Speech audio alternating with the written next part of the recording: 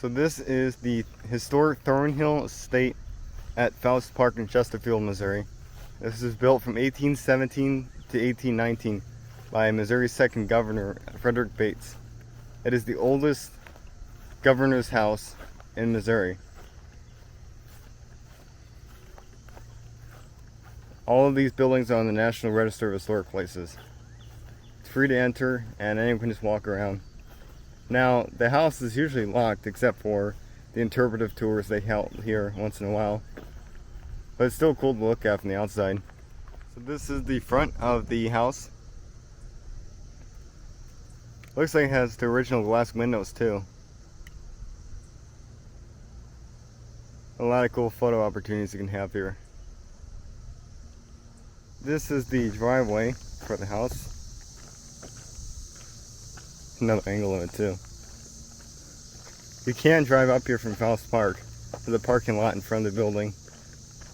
I chose to walk up here because I didn't know that the parking lot existed. There is a 1.3 mile trail that leads to the main Faust Park. I believe it begins back here. This is my first time at the Thornhill Estate, so I don't know. So this is the historic Bates Cemetery. To access this, you just simply unlatch the gate here. There's another entrance on the other side, but this one's easier to open.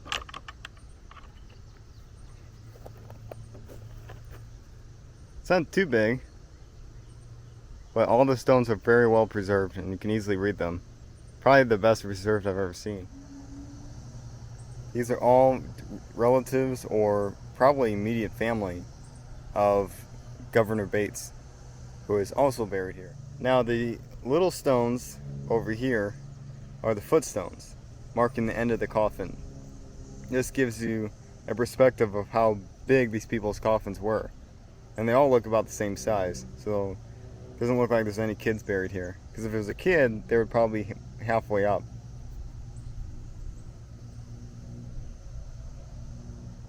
For example, this one is for Frederick Bates. It has his initials on it, so you can see who was buried here. Now, I haven't seen ones this preserved before, because usually, and especially in old farm cemeteries, these are cast aside or are put in the wrong spot, because some people don't know what they are. So this is the grave of Governor Frederick Bates. He was born in 1777 and died in 1825, making this probably the oldest grave I've ever seen. This whole farm was part of the 1,000 acres he bought when he first came to Missouri.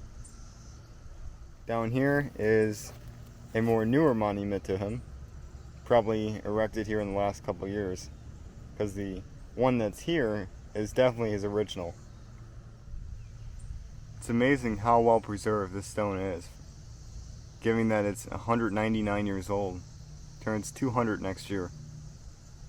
This stone is interesting to me because it has all these different dates on it. I don't think I've ever seen something like this before. After a little bit of research, I figured out that all these dates are for one person, Nancy Opie Ball Bates, the daughter of Ballwin, Missouri's founder, John Ball. Working my way down from the top, you have her birth date, the day she married for the first time, the day her first husband died, the day she married again, the day her second husband died, and the day she died. It's a really unique stone that tells the story of someone who's long gone and tells future researchers everything you need to know about her. So here is the entrance to the 1.3 mile trail back to Faust Park. You can either walk back through the front of the building, following the driveway. That's probably shorter, but I'm going to do this way because I haven't done it before. So here's a section of the trail. Very beautiful, quaint, peaceful trail that I didn't even know existed until now. Not sure what the name of it is. I think it's named after Bates, but I could be wrong. And it's not that long either, which is a bonus. No, it's not like 5 miles, it's only 1.5 miles.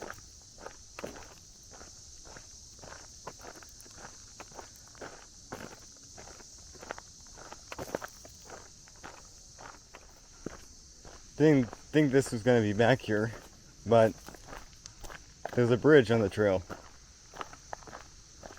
Not sure what creek it's over. It's not really a big bridge. It's just a small wooden one.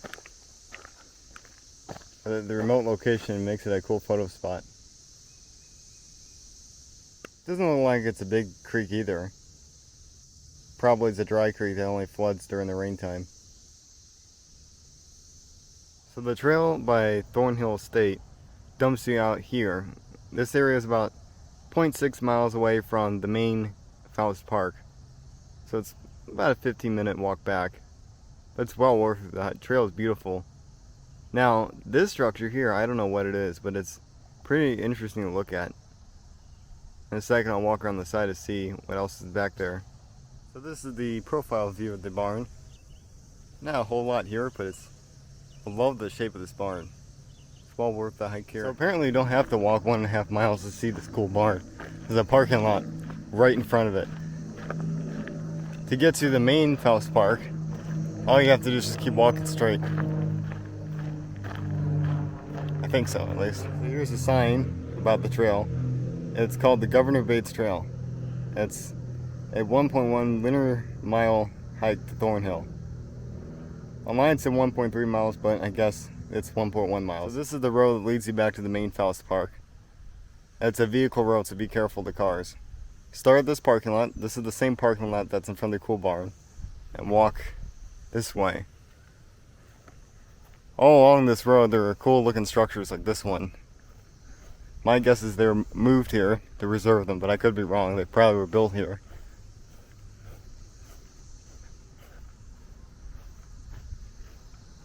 There's a cool greenhouse on my left.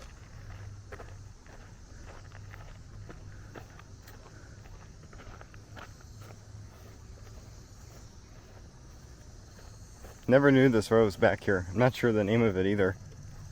So here's the greenhouse that I told you about. I don't even think it's still used anymore. But it's a cool thing to look at. So after a while of walking on that road, which I found out is called Henry Jackson Road, you'll come to this intersection. Make a right onto History Lane, and History Lane will take you back to Faust Park. It's a weird setup, but it's easy to follow.